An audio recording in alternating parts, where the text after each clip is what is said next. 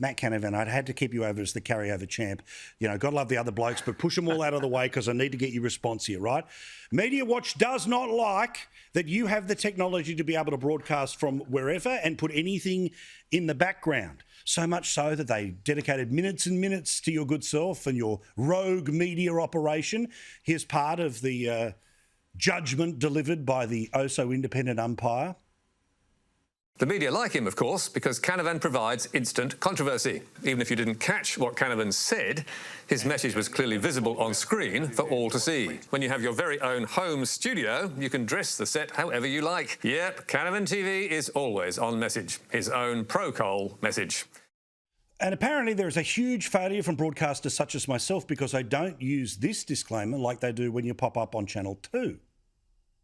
And for viewers not familiar with Senator Canavan's setup, we do offer the standard disclaimer that he's using his own camera equipment in his own office and we don't exert any control over any messages in that office. Matt, you naughty boy.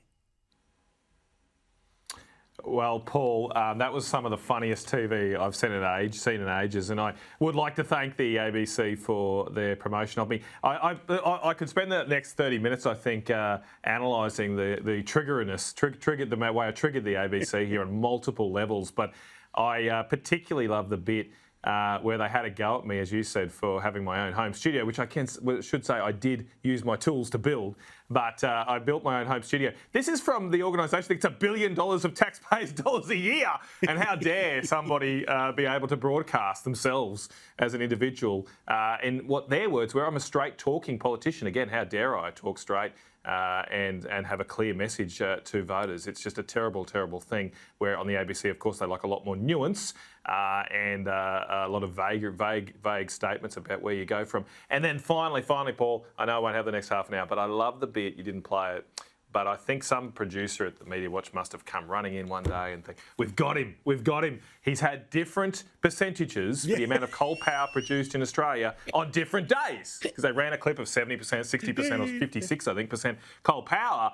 And the only way only the ABC can do, in Paul Barry's sanctimonious, snarky tone, he said, and he had different figures for coal on different days. It's like, message to Paul, that's the way the system works. We've got all this unreliable wind and solar in the system. On different days, there's different levels of coal-fired power, and my messages on the TV are always accurate. Yeah, you go to a website called the National Energy Market, you go to the fuel mix section, and they can tell you what the current 24, 48, I think 7 days or 6 months might be. You can do it state by state if you want. It's all available, and it's also, just like Media Watch, paid for by you and I, regardless of whether you look at it. Thank you, great man. You can come on, whatever your background is, anytime you want. Paul, one more quick thing. It's just a shame I'm here in Brisbane and couldn't have on my TV behind me at home as endorsed by the ABC, but I'll do it next time for you. Yeah, correct. You should just have one of those as seen on TV things as a very meta comment. Thank you, mate.